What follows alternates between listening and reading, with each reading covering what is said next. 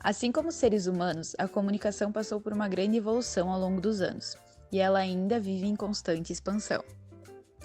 A comunicação começou pelos nossos ancestrais por meio de grunhidos, gritos e expressões faciais.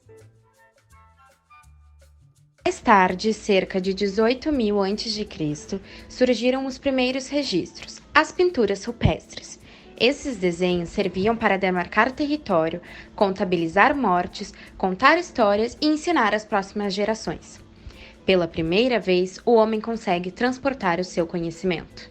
Estima-se que o homem começou a escrever provavelmente por cerca de 6.000 anos antes de Cristo, na Mesopotâmia e no Egito Antigo. Tempos mais tarde, cerca de 500 anos antes de Cristo, surgiu na Pérsia Antiga o primeiro correio eficiente do mundo. Haviam centenas de estações espalhadas por todo o reinado, e os mensageiros iam uma a uma montados a cavalo. Dando um salto na linha do tempo, depois da conquista da eletricidade, novas tecnologias ganharam espaço. Em 1790 surge o telégrafo, um meio de comunicação escrita à distância. Até por volta de 1877, eles eram os responsáveis por todas as comunicações feitas a longa distância. Cerca de 32 anos depois da primeira transmissão feita por um telégrafo, surgiu outra invenção muito importante, o telefone. Paralelamente a essa descoberta, surgiu o radiotransmissor. No Brasil, a primeira transmissão oficial ocorreu no ano de 1922. E a televisão, que está presente de forma constante no nosso dia a dia, na nossa rotina, ela não foi datada como os outros meios, visto que o seu desenvolvimento compreendeu um período bastante longo. Ele foi de 1817 a 1922. Em 1947, a telefonia sofreu uma nova evolução. Surgiram os aparelhos celulares, mas o passo maior ainda seria dado. Em 2007, a Apple lançou o primeiro smartphone como conhecemos hoje, e isso revolucionou para sempre a forma como nos comunicamos.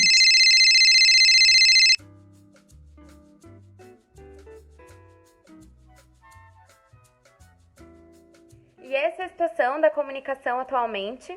Por causa do isolamento social, a gente não pode se encontrar pessoalmente para realizar atividades tanto de trabalho quanto de lazer. Então, acabamos procurando alternativas virtuais para efetuar esses encontros.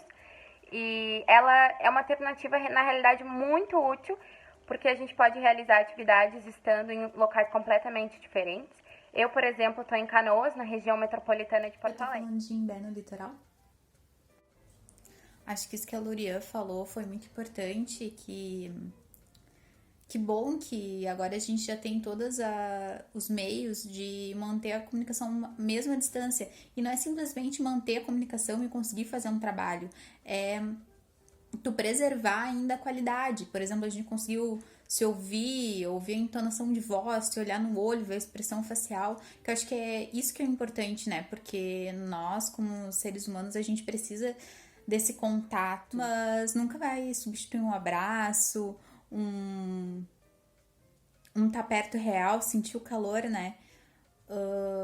E por mais que fique cada vez mais diversos nos meios, sabe-se lá o que o futuro, né, reserva pra gente, mas que a gente consiga, independente da forma que isso chegar, a gente consiga colocar a nossa essência em qualquer tipo de comunicação. Eu tô falando de Garibaldi, na Serra Gaúcha. Eu tô falando de Sapucaia do Sul, na região metropolitana de Porto Alegre. E eu estou falando de Garibaldi, na Serra Gaúcha, e acredito que cada vez mais a gente vai utilizar as plataformas online, tanto para estudar como para trabalhar, e para se reunir para fazer trabalhos, que é o que está acontecendo com a gente nesse momento de pandemia. E eu estou falando de Capão da Canoa, no litoral.